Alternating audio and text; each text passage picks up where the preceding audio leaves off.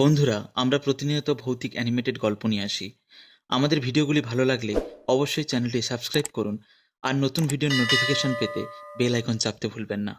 এই ঘটনাটা সেই সময়ের যখন আমি অনেক বছর পর নিজের গ্রামের বাড়ি ফিরেছিলাম। গ্রামটা আগের মতোই ছিল। একই রাস্তা, একই গাছপালা, একই নদী। কিন্তু একটা জিনিস বদলে গিয়েছিল।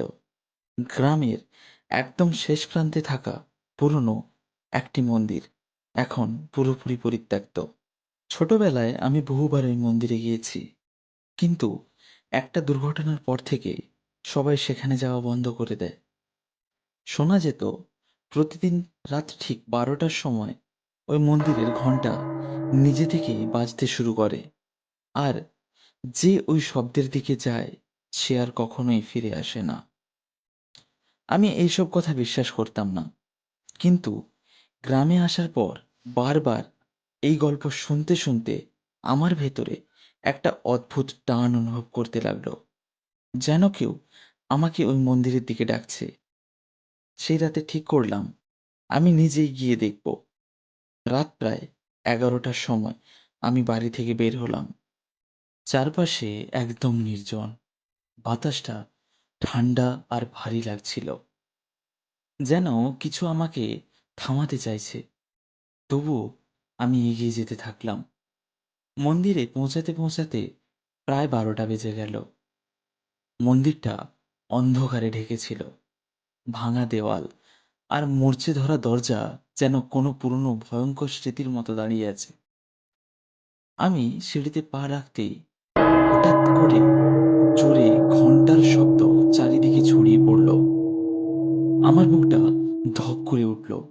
সেই শব্দ এত স্পষ্ট আর ভারী ছিল, যেন ঠিক আমার কানের পাশেই কেউ ঘন্টা বাজাচ্ছে। আমি ভয় পেয়েছিলাম, কিন্তু ফিরে যেতে পারলাম না। সেই শব্দে একটা অদ্ভুত টান ছিল। আমি ধীরে ধীরে ভেতরে ঢুকলাম। ভেতরে কেউ ছিল না, কিন্তু ঘন্টার শব্দ অনবরত বেজে যাচ্ছিল।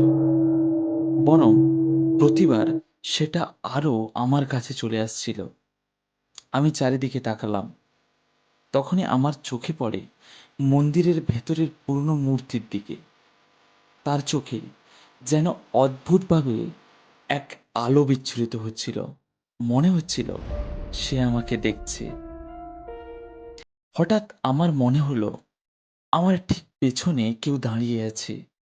আমি ঘুরে তাকালাম, কিন্তু কাউকে দেখতে পেলাম না। তবুও আমার কাঁধে কারো হাতে স্পর্শ স্পষ্ট অনুভব করছিলাম। আমার শ্বাস দ্রুত হয়ে উঠছিল। আমি দৌড়ে পালিয়ে যেতে চাইছিলাম, কিন্তু আমার পা যেন মাটিতে আটকে গিয়েছে। তখনই ঘন্টার শব্দ আরো জোরে বেজে উঠতে লাগলো, আর আমার মনে হতে লাগলো সেই শব্দটা যেন আমার ভেতর থেকে আসছে। চারপাশ ধীরে ধীরে ঝাপসা হয়ে গেল। আমি বুঝতে পারছিলাম আমি একই জায়গায় দাঁড়িয়ে আছি, কিন্তু সময়টা বদলে গেছে। মন্দিরটা এখন আর ভাঙা নয়, বরং আরো পরিষ্কার।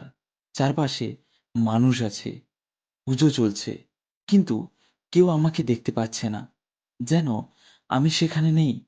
আমি হতভম্ব হয়ে চারদিকে তাকাচ্ছিলাম। হঠাৎ আমার চোখে পড়ল একজন মানুষের ওপর। সে মন্দিরের মাঝখানে দাঁড়িয়ে আছে। আমি যখন তার মুখের দিকে দেখলাম, আমার শরীর ঠান্ডা হয়ে গেল। কারণ সে আমি নিজেই, কিন্তু আমার মুখে কোনো প্রাণ নেই। তার চোখ ফাঁকা, তার হাতে একটা ঘন্টা। সে নিরন্তর ঘন্টা বাজিয়ে চলেছে, আর প্রতিবার ঘন্টা বাজানোর সাথে সাথে আমার বুকের ভিতর ব্যথা করছিল, যেন আমার প্রাণ ধীরে ধীরে বেরিয়ে যাচ্ছে। আমি চিৎকার করতে চাইছিলাম, কিন্তু কোনো শব্দ বের হলো না। তখনই আমার মনে পড়তে শুরু করলো আমি এই মন্দিরে প্রথমবার আসিনি। অনেক বছর আগেই আমি এখানে এসেছিলাম, আর সেই রাতেই কিছু একটা হয়েছিল যা আমি এতদিন ভুলে গিয়েছিলাম। ধীরে ধীরে সব পরিষ্কার হয়ে গেল। সেই রাতে আমিও এই ঘন্টার শব্দের পেছনে পেছনে ভিতরে ঢুকেছিলাম আর কখনো বের হতে পারিনি। আমি সেই দিনই মারা গিয়েছিলাম। আর তখন থেকেই প্রতি রাতে আমি ঘন্টা বাজাই নতুন মানুষদের টেনে আনার জন্য, যাতে তারাও এই চক্রে আটকে যায়। এই সত্যিটা পুরোপুরি বুঝতে পারার সাথে সাথে আমার সামনে থাকা সেই অন্য আমি ধীরে ধীরে আমার দিকে এগিয়ে এলো আর এক মুহূর্তে আমার ভেতর মিশে গেল। তারপর সব অন্ধকার হয়ে গেল। আর যখন আমি চোখ খুললাম তখন আমি আবার সেই পুরনো ভাঙা মন্দিরের ভেতর দাঁড়িয়ে আছি। আমার হাতে সেই ঘন্টা আর বাইরে সিঁড়ি বেয়ে ধীরে ধীরে একজন উপরে উঠে আসছে। আচ্ছা, আপনাদের সঙ্গে যদি এমন কোনো ভৌতিক অভিজ্ঞতা হতো তাহলে আপনাদের কেমন লাগতো? অবশ্যই কমেন্ট করে জানাতে ভুলবেন না। যদি চ্যানেলে নতুন হয়ে থাকেন অবশ্যই চ্যানেলটা সাবস্ক্রাইব করবেন এবং পাশে থাকা বেল আইকন প্রেস করে অলে সিলেক্ট করতে ভুলবেন না। আপনাদের প্রত্যেকটি লাইক আমাদেরকে কাজ করানোর জন্য আরও অনুপ্রেরণা দেয়। অবশ্যই চ্যানেলটা সাবস্ক্রাইব করবেন এবং আমাদেরকে সাপোর্ট করবেন।